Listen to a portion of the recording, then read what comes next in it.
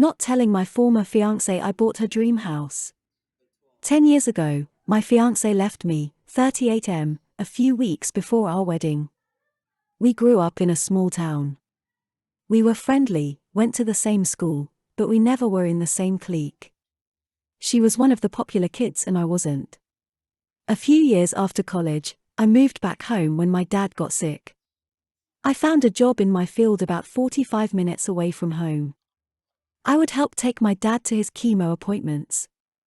It was during one of those appointments I ran into EX. She was now worked at the hospital. One day while waiting, I asked her out. It turned out we shared a lot of the same interests. It seemed like our relationship was going great. About a year or so into dating EX and I moved into a rented house together. The following year, I proposed. We began looking for a house.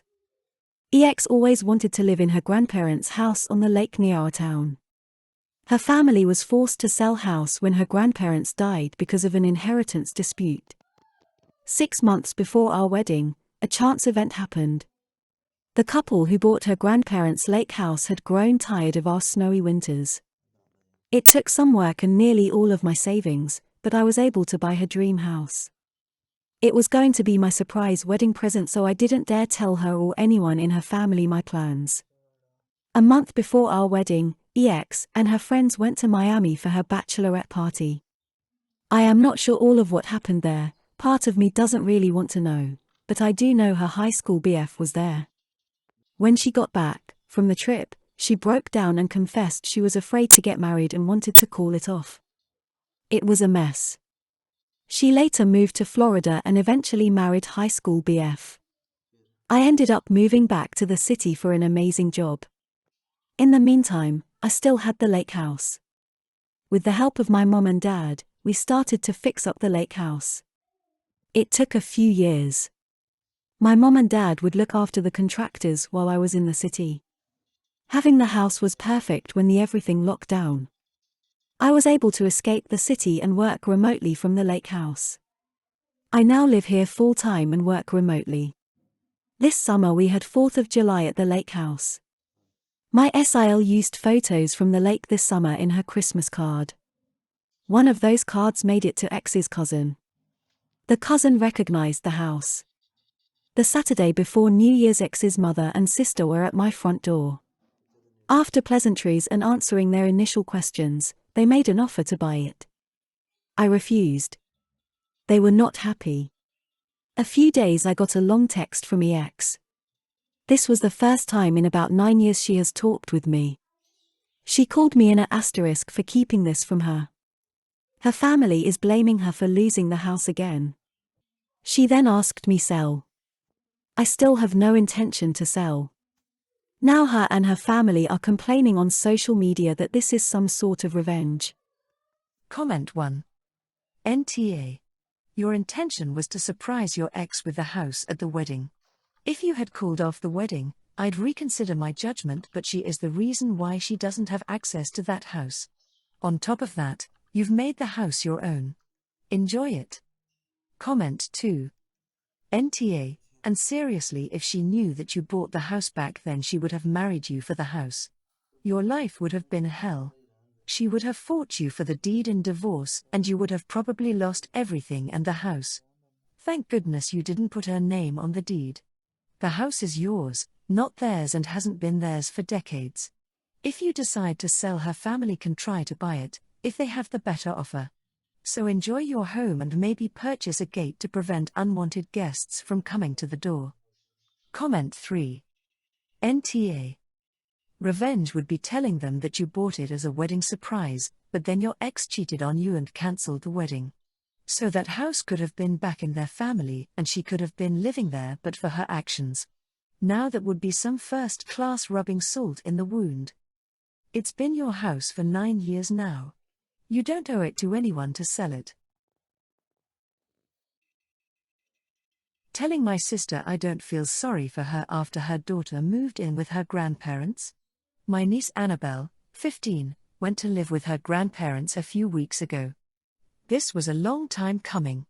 Annabelle has been miserable at home for years and has talked to her mom countless times and had me, my mom and my brother talk to her mom on her behalf before. Nothing changed until Annabelle was finally done. This all started when Annabelle was 4. My sister Natasha, 47, met her husband and they moved in together with his then 5-year-old daughter, Jasmine. Annabelle instantly adored Jasmine, which I know my sister hyped her up for them being sisters and stuff. But Jasmine from day one was very negative toward Annabelle. She would scream at Annabelle and call her names. It was normal kid acting out stuff that wasn't corrected from what we witnessed.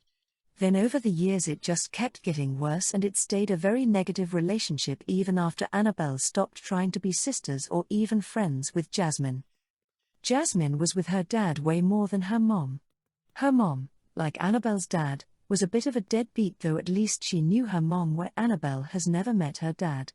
Whenever we would see them, Jasmine would have no problem playing with other kids, even other kids in our family, but she would tell Annabelle she couldn't play or she would blame Annabelle for making her stop playing with others.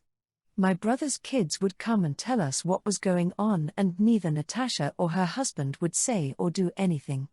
My mom went over a few times to say it wasn't nice to exclude kids and Jasmine would say she hated Annabelle and wanted her to go away. This all bled into school where Annabelle was bullied by Jasmine and some of her friends. Still nothing was done. Natasha dismissed everyone who mentioned it to her. She would even ask Annabelle if she really wanted her to be unhappy and single again, or why couldn't she accept that some sisters won't always like you. She would ignore when Annabelle told her that Jasmine never liked her. We did our best to be supportive of Annabelle and we even tried to figure out if we could help things with her and Jasmine. It came as no surprise to me when Annabelle told us her grandparents were fighting for custody. When they won, it was surprising because I almost expected it to go in Natasha's favor since she's her mom. But the judge decided Annabelle was old enough to have a say and took everything into account. Natasha was furious with the decision and has been crying and raging ever since. Nobody has comforted her and we've pulled back now that we no longer need to go through her to see Annabelle. This might be why she showed up at my house the other night and wanted to talk, and when I didn't let her in, she asked me why we're not there for her. I told her that I don't feel sorry for her at all, and I said it was her fault this happened. Natasha called me a witch and stormed away from my house. She sent me a text yesterday saying I should still be there for her. Comment 1. NTA. What you said was harsh, but honest. Poor Annabelle, of course she wanted out of a house where her stepsister had bullied her for years for no reason and her mom didn't care. The absolute audacity of she would even ask Annabelle if she really wanted her to be unhappy and single again. Charming emotional manipulation there. Didn't care if her kid was unhappy so long as she was married, I guess. I'm not surprised the judge sided with Annabelle given the situation and her age. 11 years of misery is enough. Anyone with an ounce of empathy for your niece couldn't possibly be there for your sister. She made this bed, now she had to lie in it and realize she's a lousy mom. Comment 2. NTA. Natasha allowed her own daughter to be abused in her own home, all because she wanted to share her bed. Her new husband meant more than Annabelle, and ignored repeated attempts to intervene on Annabelle's behalf because then she'd have to do something and she'd be held responsible. Her manipulation is appalling. Do you want me to be alone? Absolutely reprehensible. Annabelle has been failed by her mother, her school, and she won't forget it. Natasha has now been shown to be the absolute failure of a parent that she is, and she's upset. Though I'm curious which grandparents Annabelle has gone to now, as it seems implied to be the paternal side. Regardless, her abuse victim has escaped. The world sees who she is. Who would want to call that woman sister anymore? Asking my dad to think of our grief of our mum when planning his wedding to new fiancé. 2 years ago my mum died from cancer. She was very young, in her late 50s. My parents were married and happy. Of course it was so hard for all us. In under a year he met a new woman and then months later announced they're engaged. It's a short engagement, about 8 to 9 months from getting engaged till the actual wedding. I do understand a lot of people, Seemingly more widowed men from stories others have told me, find someone very quickly and often be remarried before a year even, so LM trying not to be naive here. For my siblings and L, it has been a little strange as for us as we are still processing the death of our mother, but also the new fiancé is only a few years older than me and my sister who are the eldest. We've tried our best to make an effort to be happy for him and be welcoming to her, all while processing our grief. My issue is that he's so wrapped up with his new fiancé that he's forgotten we are still grieving. To the point that on the 2-year anniversary of our mum's death 3 of us got their wedding invite in the post while the others the day after. It hurt all of us that they didn't think about this date in the days/week leading up to it, but I decided to leave it as I didn't want to taint their joy. He sent a message to my grandma, my mum's mum, out of the blue after no contact since the funeral. I was with my grandma at the time, asking for their address so he could send them an invite the day after the anniversary. Hence we were with my grandparents to support each other. Not asking how they were at this time/how they were coping with loss of their daughter/whether they'd be okay with an invite. Just stating they were being invited and he needed their address. My dear grandma said she'd like to attend for our sake, though my granddad refused point blank and was too upset to talk further.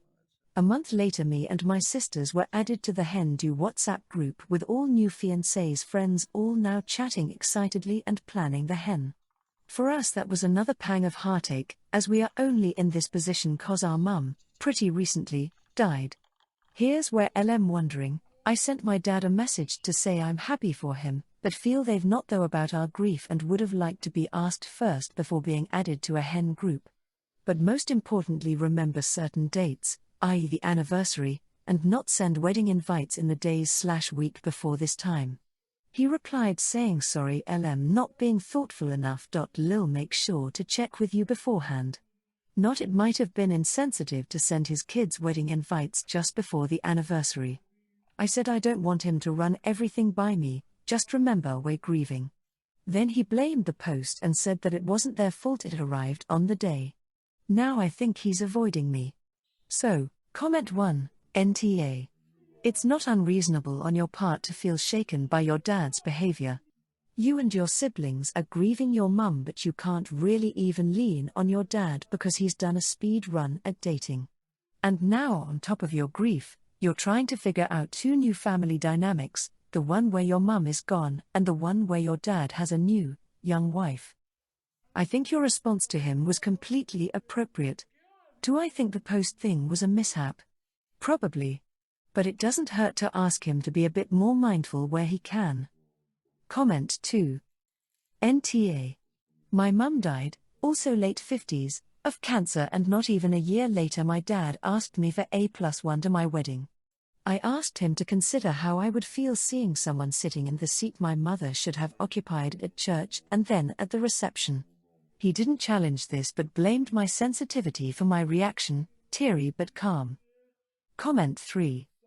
NTA for raising it as a concern, but the chances you're going to receive a genuine apology or the deserved heartfelt conversation are minimal at best. There's a chance he'll understand the hurt he's caused and reach out, but there's a higher chance he'll sulk, pout and wait to throw this in your face. Please be prepared for the selfish army to return resolute in their decision. Hold your high and stand by your siblings, maternal family, they need you more. Not buying snacks for my daughter's best friend at a play date. I have an 11-year-old daughter, Ellie.